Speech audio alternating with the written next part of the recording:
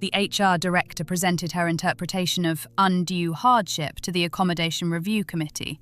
She had a PowerPoint deck. She had cost projections. She had workflow impact analyses showing how my requested schedule modification would disrupt team productivity. She did not have a medical degree.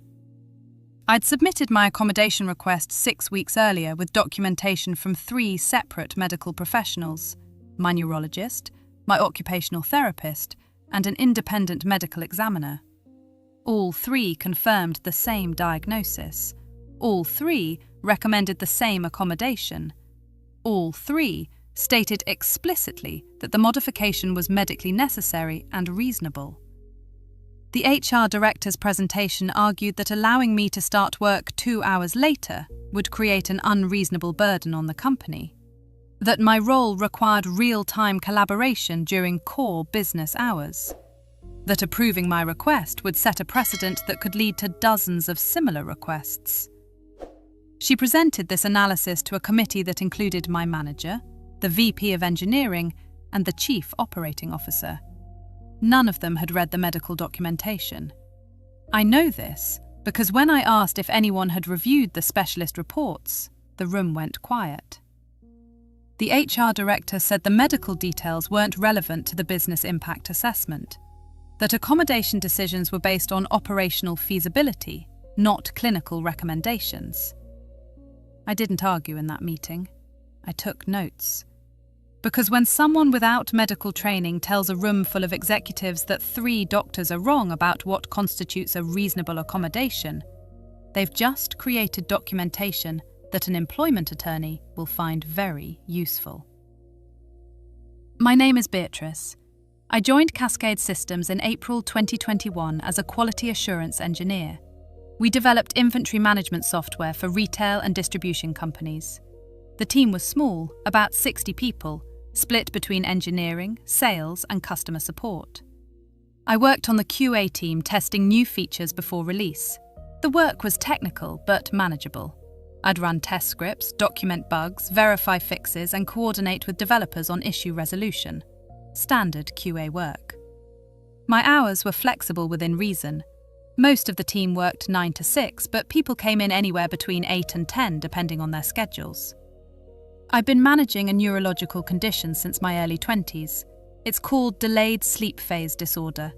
My circadian rhythm is shifted roughly 2 hours later than typical.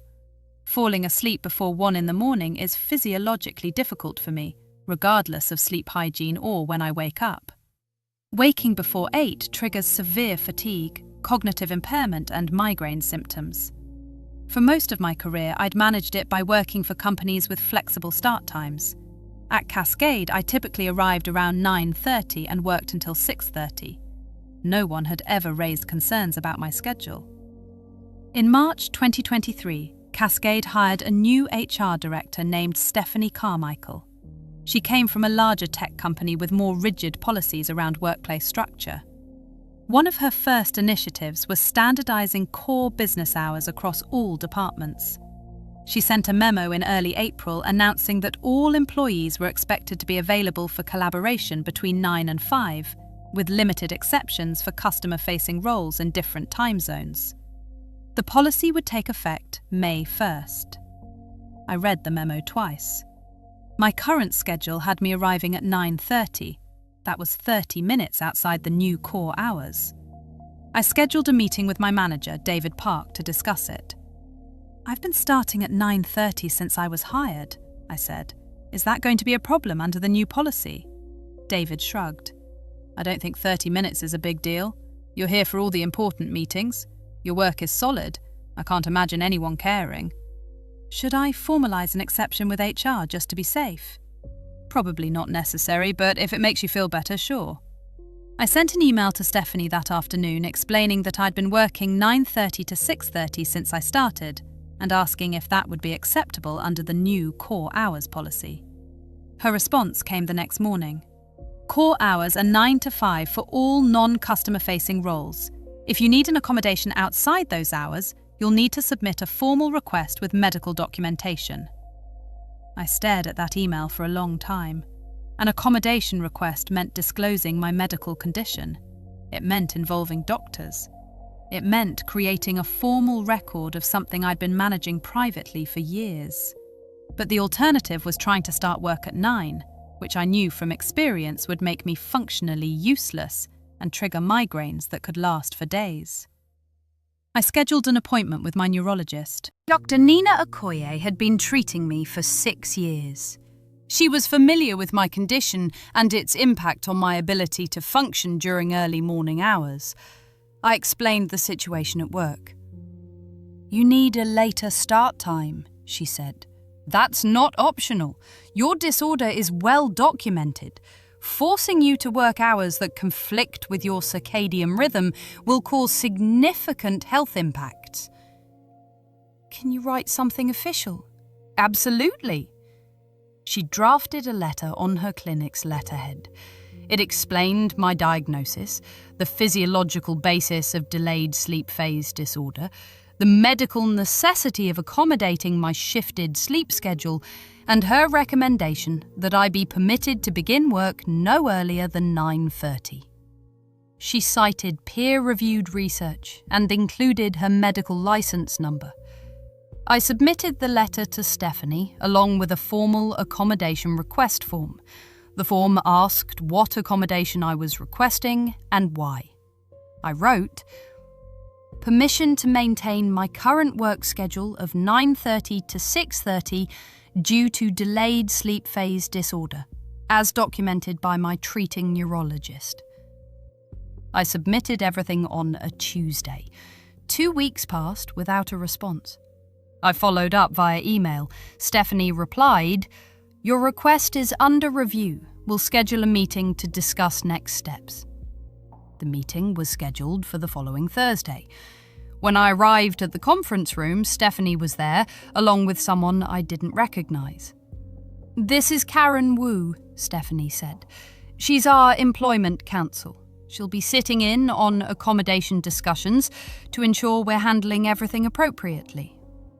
Karen nodded at me. She had a legal pad and a pen. "So," Stephanie said, "I've reviewed Dr. Okoye's letter. I have some questions about the medical necessity of your requested schedule change." "Okay." "Dr. Okoye says you have delayed sleep phase disorder. Can you explain what that means in practical terms?" "My circadian rhythm is shifted about 2 hours later than typical. I can't fall asleep before 1 or 2 in the morning, and waking before 8 causes severe fatigue and migraines." "Have you tried sleep medication or behavioral interventions?" "For over a decade. The condition is neurological. Behavioral interventions don't change the underlying circadian shift." "What about going to bed earlier?" "That's not how circadian rhythm disorders work. It's not a habit or a choice. It's a neurological condition." Stephanie made a note. "The challenge we're facing," she said, "is that your role requires collaboration with team members during core business hours. Starting at 9:30 means you're missing the first 30 minutes of the day when a lot of coordination happens." "I've been starting at 9:30 for 2 years. David has never raised concerns about my availability or collaboration." "David isn't aware of every meeting or coordination touchpoint that happens in the morning." "Has anyone complained about my schedule affecting their work?" "That's not the point. The point is whether the accommodation creates an undue burden on business operations." I didn't respond immediately. "What kind of burden are you anticipating?" I asked. "If we allow you to start at 9:30, other employees might request similar schedule modifications. We need to maintain consistent core hours for operational efficiency. The Americans with Disabilities Act requires reasonable accommodations for documented medical conditions. My request is supported by a physician and doesn't prevent me from fulfilling my job responsibilities." Karen, the attorney, spoke for the first time. "We understand the ADA requirements," she said. "The company has an obligation to engage in an interactive process to identify reasonable accommodations. That's what we're doing now. Part of that process is evaluating whether the requested accommodation creates an undue hardship." "What hardship does my schedule create?" "That's what we're assessing," Stephanie said. The meeting ended without resolution. Stephanie said they'd continue reviewing my request and would follow up within 2 weeks. 3 weeks later, I received an email asking me to attend another meeting. This time, it was labelled Accommodation Review Committee. I walked into the conference room to find 5 people: Stephanie, Karen the attorney, my manager David, the VP of Engineering Brian Torres, and the Chief Operating Officer Linda Jacobs. Stephanie had a laptop connected to the projector. "Thank you for joining us, Beatrice," she said. "We've completed our review of your accommodation request. I'm going to walk through our analysis, and then we'll discuss next steps." She opened her PowerPoint presentation. The first slide was titled Accommodation Request Overview. It summarised my request to maintain a 9:30 start time. The second slide was titled Business Impact Analysis. It listed 3 impacts: reduced collaboration during morning hours, potential precedent for similar requests, and disruption to team coordination.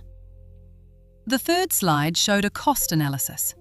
Stephanie had calculated the productivity loss from my absence during the first 30 minutes of each day and multiplied it across the year. The number was oddly specific: $47,000 in lost productivity. I had no idea how she'd calculated that figure. The fourth slide was titled Alternative Accommodations Considered. It listed flexible lunch breaks, compressed work weeks, and part-time schedule reduction. None of those addressed my medical need to start work later. The final slide was titled Recommendation. It stated, "Deny the requested accommodation as unreasonable. Propose alternative of flexible lunch scheduling to allow midday medical appointments as needed." Stephanie finished the presentation and looked at me. "Do you have any questions about our analysis?" "Yes," I said. "Did anyone on this committee read the medical documentation I submitted?" Silence. "I'll take that as a no," I said. "Dr. Okoye's letter specifically explains why I need to start work later. It's not about medical appointments. It's about my circadian rhythm disorder making early morning work physiologically harmful." "We understand that's your physician's opinion," Stephanie said, "but we have to balance medical recommendations with business needs. The accommodation you're requesting would create operational challenges that rise to the level of undue hardship." "What operational challenges? I've been working this schedule for 2 years without any issues." "The new core hours policy is designed to improve team coordination. Making exceptions undermines that goal. The ADA doesn't allow you to deny accommodations just because they're inconvenient or because you'd prefer everyone on the same schedule." Karen leaned forward. "Beatrice, the company has engaged in good faith in the interactive process. We've reviewed your request thoroughly. We've identified alternative accommodations that could address your needs. The determination is that your requested schedule modification creates an undue hardship." "Based on what expertise?" I asked. "None of you are medical professionals. You're overruling 3 doctors based on a PowerPoint about productivity metrics." "We're not overruling medical opinions," Stephanie said. "We're making a business determination about operational feasibility." I looked at David. He was staring at the table. "David," I said, Has my schedule ever caused problems for the Q&A team? He looked uncomfortable. Not that I'm aware of, he said quietly. Has anyone ever complained about my availability or responsiveness? No. I turned back to Stephanie. So there's no actual operational problem. You're denying my accommodation because you don't like that it's different from your preferred policy. That's not an accurate characterization, Stephanie said. We have a legitimate business interest in maintaining consistent core hours. And I have a legitimate medical need documented by multiple physicians. Which one takes precedence under the ADA? The room went quiet. Linda Jacobs, the COO, spoke for the first time. Beatrice, I think we all want to find a solution that works. Is there any flexibility on your end? Could you try starting at 9 for a trial period and see if it's manageable? No, I said. That would trigger severe migraines and fatigue.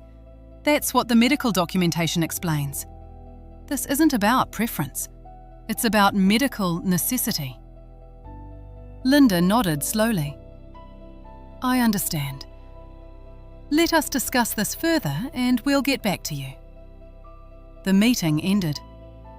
I went back to my desk and immediately sent myself a summary email documenting everything that had been said.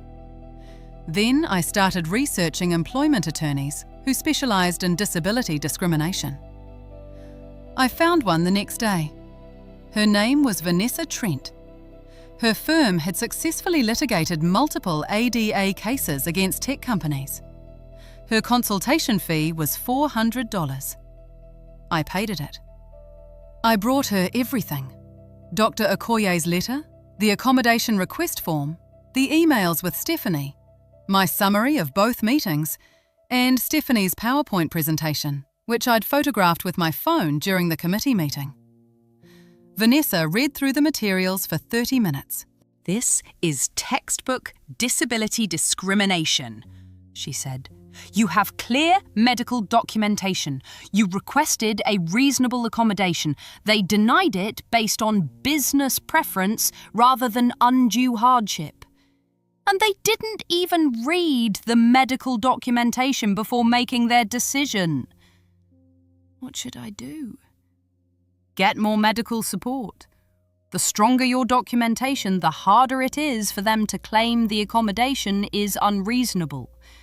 Then we file an EEOC charge. What's that? Equal Employment Opportunity Commission. It's the federal agency that investigates discrimination claims. You have to file a charge with them before you can file a lawsuit. They'll investigate, attempt conciliation, and if that fails, they'll issue you a right to sue letter. How long does that take? 6 months to a year, typically.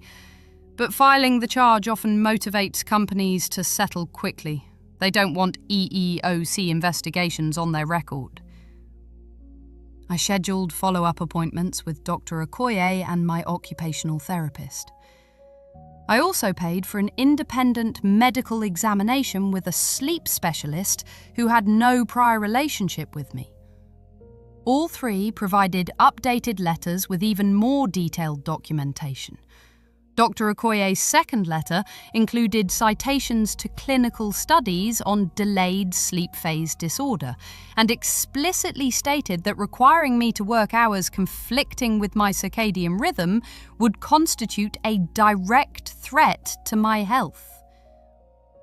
The occupational therapist's letter detailed the functional limitations caused by early morning work. The sleep specialist's letter confirmed the diagnosis and recommended the same accommodation. I submitted all three letters to Stephanie with a request for reconsideration. Her response came 2 days later. We've reviewed the additional medical documentation. Our determination remains that the requested accommodation creates an undue hardship. We encourage you to work with your manager to utilise the flexible lunch break accommodation we've offered. I forwarded the email to Vanessa. "Time to file," she said. The EEOC charge was filed on a Monday in late July. It alleged that Cascade Systems had violated the Americans with Disabilities Act by denying a reasonable accommodation for a documented disability and by failing to engage in good faith in the interactive process. The charge included copies of all medical documentation, all email correspondence, my meeting summaries, and a declaration from me detailing the entire timeline. Cascade had 30 days to respond. 2 weeks after the charge was filed, I received a meeting request from Linda Jacobs, the COO. The subject line read, "Accommodation Discussion." I forwarded the invitation to Vanessa. "Don't go alone," she said. "You're entitled to have your attorney present." I replied to Linda's invitation. "I'll attend with my attorney, Vanessa Trent." Linda responded, "That won't be necessary. This is an informal conversation."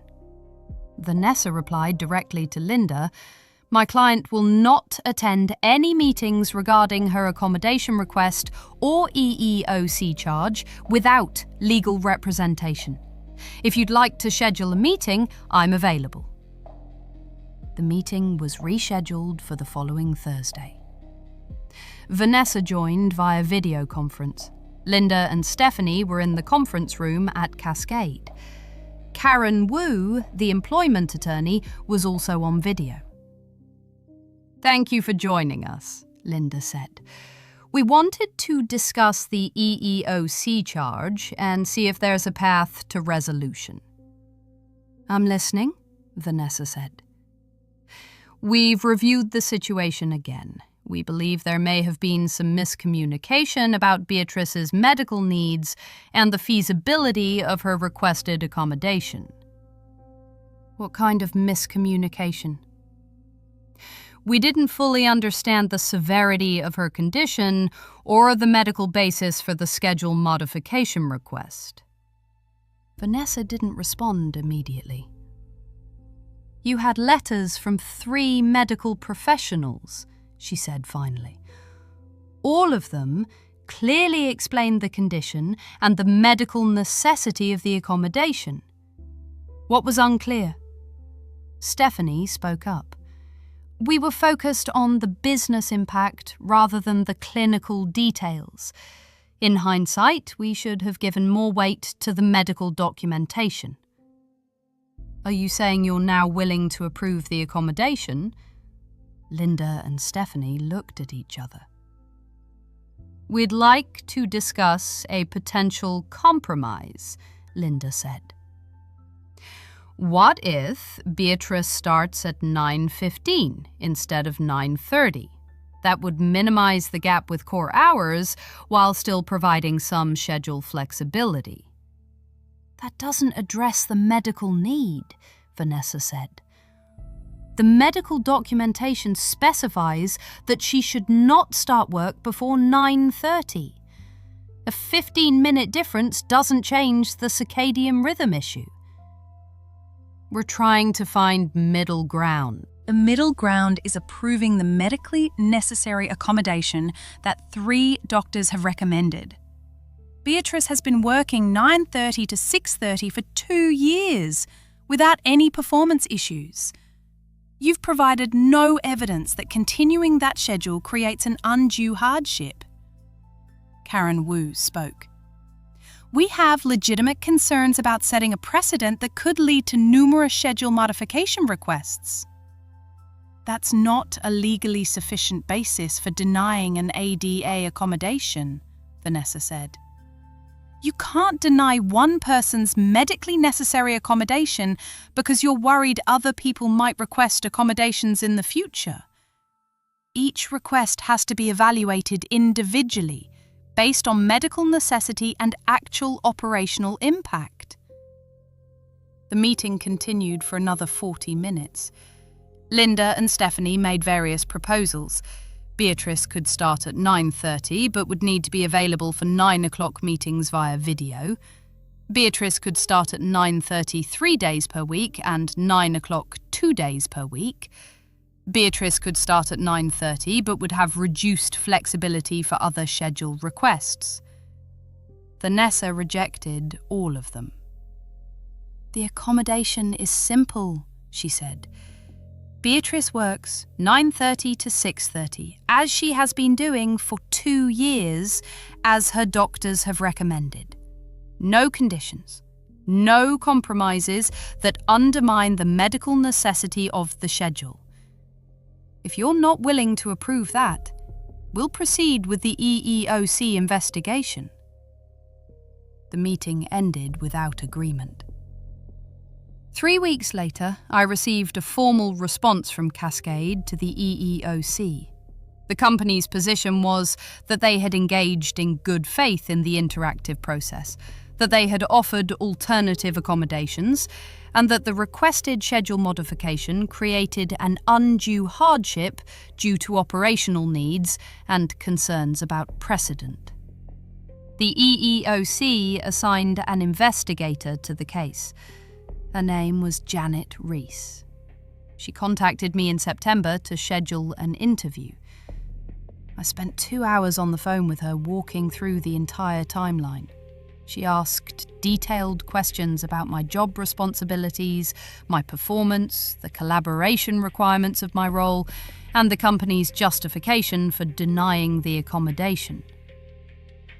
"Did they ever provide specific examples of how your 9:30 start time would affect business operations?" she asked. "No, just general statements about team coordination and core hours." "Did your manager ever raise concerns about your schedule?" "Not once. He told me he didn't think it was a problem." "And you submitted documentation from 3 separate medical professionals?" "Yes, a neurologist, an occupational therapist, and an independent sleep specialist." "Did anyone from the company consult with a medical professional before denying your accommodation?" "Not that I'm aware of." Janet interviewed David, my manager, the following week. She also interviewed Stephanie and Linda. I wasn't present for those interviews, but Vanessa obtained summaries through the EEOC process. David's interview was straightforward. He confirmed that my schedule had never caused problems, that my work quality was consistently high, and that he saw no operational reason why I couldn't continue starting at 9:30. Stephanie's interview was more defensive. She maintained that the company had legitimate business reasons for enforcing core hours, and that allowing exceptions would undermine team coordination. When Janet asked for specific examples of coordination problems caused by my schedule, Stephanie couldn't provide any. Linda's interview acknowledged that the company may have placed too much emphasis on policy consistency and not enough on the medical documentation. In November, the EEOC issued a preliminary finding. The letter stated that there was reasonable cause to believe that Cascade Systems had violated the ADA by denying a reasonable accommodation without sufficient justification for undue hardship. The EEOC scheduled a conciliation conference for early December. I wasn't required to attend the conciliation, but Vanessa kept me updated on the discussions. Cascade's attorney proposed a settlement. The company would approve my 9:30 start time, pay my attorney's fees, and provide a nominal payment of $5,000 in exchange for a full release of all claims. Vanessa countered, approve the accommodation, pay attorney's fees, pay $25,000 in damages for the months of stress and the failure to accommodate, and agree to ADA training for all managers and HR personnel. The negotiation continued for 3 weeks. The final settlement was reached on December 18th. Cascade agreed to approve my accommodation to work 9:30 to 6:30 indefinitely, pay my attorney's fees in full, which totaled $18,000, pay me $15,000 in compensatory damages, provide mandatory ADA training for all employees involved in accommodation decisions, revise their accommodation review procedures to ensure medical documentation is thoroughly reviewed before denials are issued. The settlement was documented in a formal agreement. I signed it on December 22nd. I returned to work in January with my approved accommodation. Stephanie was noticeably cold in our interactions, but she didn't interfere with my schedule. The ADA training was conducted in February.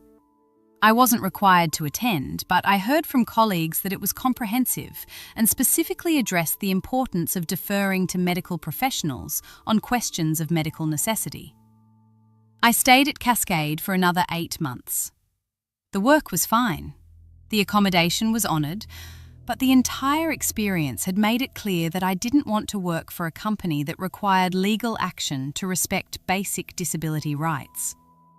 I left in September 2024 to join a fully remote company with no core hours requirements. Better pay, better culture, no need to fight for accommodations that should have been routine. Stephanie left Cascade about 6 months after the settlement. I saw her LinkedIn update announcing a new HR director role at a different company. I didn't reach out, but I did think about that accommodation review committee meeting. The PowerPoint presentation analysing productivity costs, the confident assertion that 3 medical professionals were wrong about what constituted a reasonable accommodation, the complete failure to engage with the actual medical documentation before making a decision. The thing about the ADA is that it doesn't require companies to be medical experts. It requires them to respect medical expertise when it's provided, to engage in good faith, to approve accommodations unless they can demonstrate actual undue hardship, not hypothetical concerns about precedent or preference for uniform policies. I had 3 doctors who said the same thing. They denied the accommodation anyway. The EEOC disagreed. The settlement proved it. That was sufficient.